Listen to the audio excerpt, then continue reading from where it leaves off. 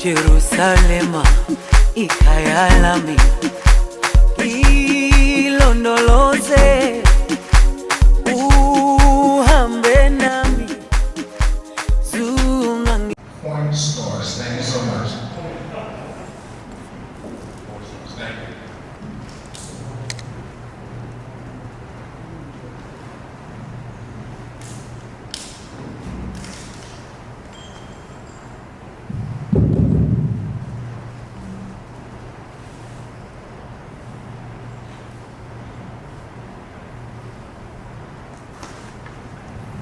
Good afternoon, everybody. Happy Juneteenth. That's official, right? Official say happy Juneteenth. You know, I don't know about the people with 4th of July. I don't know. But it's first year. My name is Jim Davis. I represent the POEMSTARS. We're here from Nassau County, Long Island. And we're very big spoken word community activist group. We try to, or we do, encourage and uplift our community through spoken word. We have this poem called Change. Got one here? Yeah. Alright, well, here you go. You know what?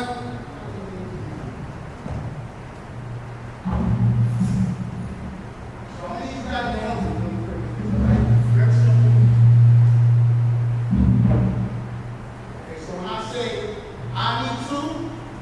I need you guys to say change. And when I say you need to, I need you guys to say change. And when I say we need to, I need you guys to say change. All right, we're going to test it out first. One time, all right? I need to.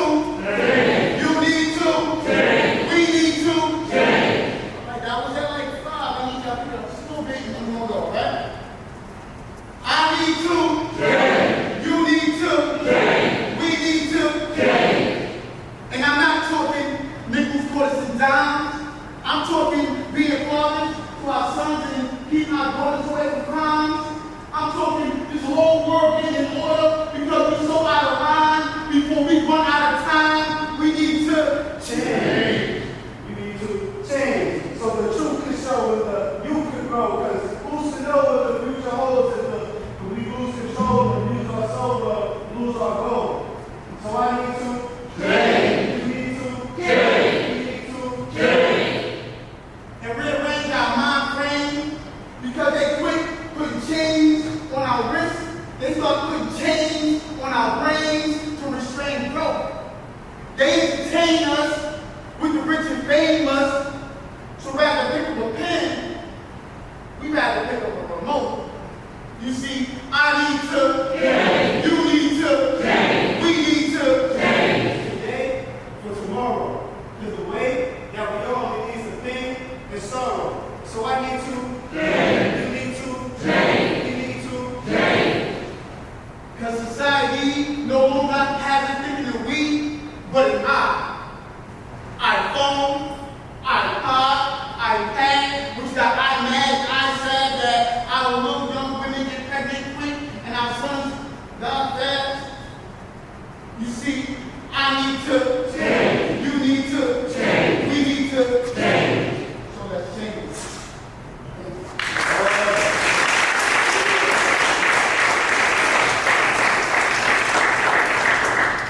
I call this speech freedom.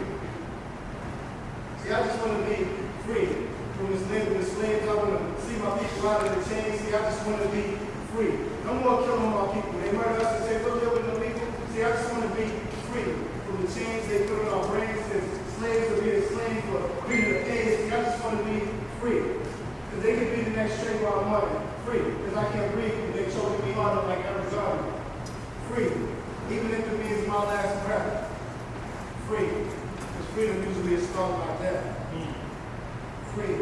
And I'm just trying to conserve my nation. But I never limit myself due to others' limited determination. See, I just need to be free. See, I just want to be free. See, I just have to be free. Thank y'all.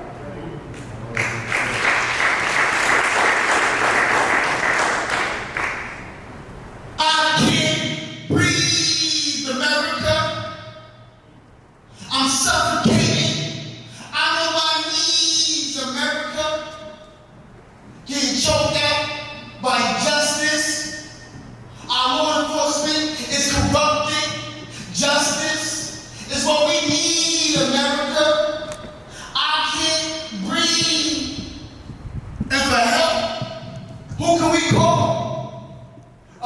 America is mad at us for saying Black Lives Matter.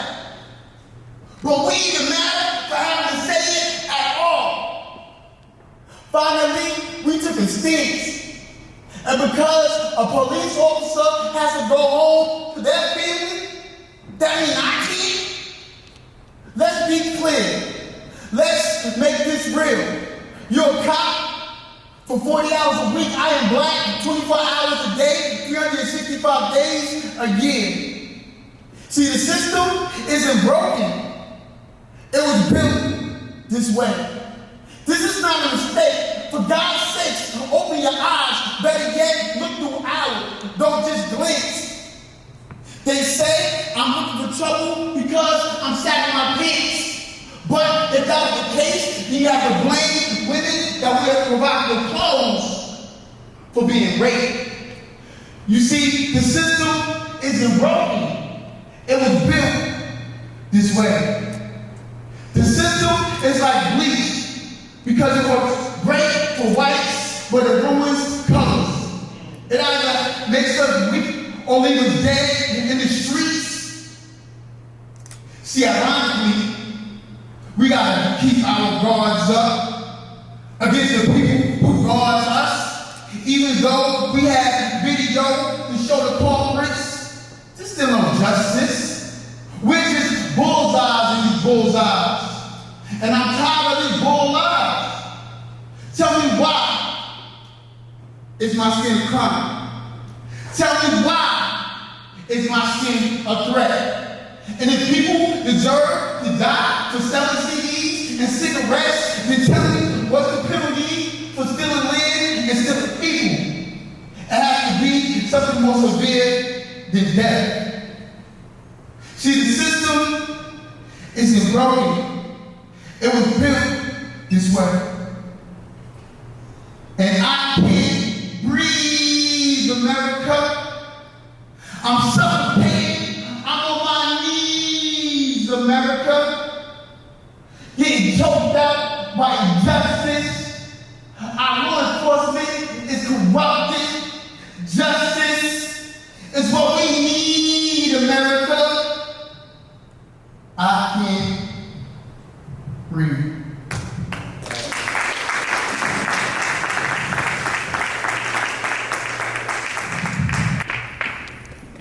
Lionel, I thought we were friends.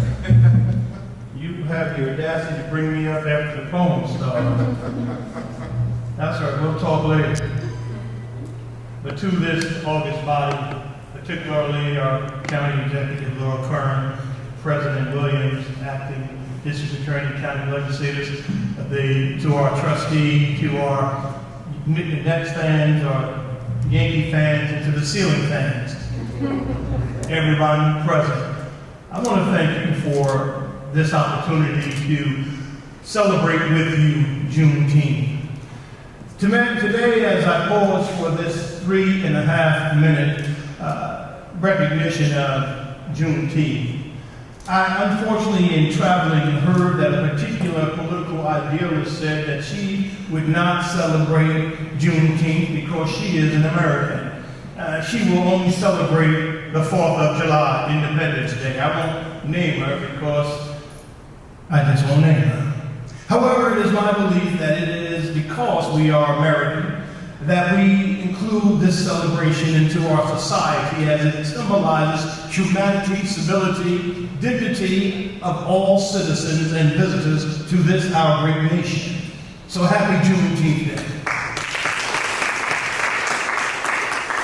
As many of us know, Juneteenth marks the day when federal troops arrived in Galveston, Texas in 1865, taking control of then the Confederate state. That was a military campaign led by the General Gordon Granger, who was a New Yorker born in Wayne County, New York, as a matter of fact. General Granger could have turned a blinded eye to he could have turned a blinded eye because clearly he did not have body cam. He did not have the obligation to share what he observed, but instead he stood on the principle of liberty. He saw that the Emancipation Proclamation, which was enacted on January 1, 1863, was not being enforced in Galveston, Texas, and therefore he said, wait a minute, these people are free, and he utilized the power and the strength of his military authority to ensure that the 250,000 people, let me say that again, over 250,000 people who were still enslaved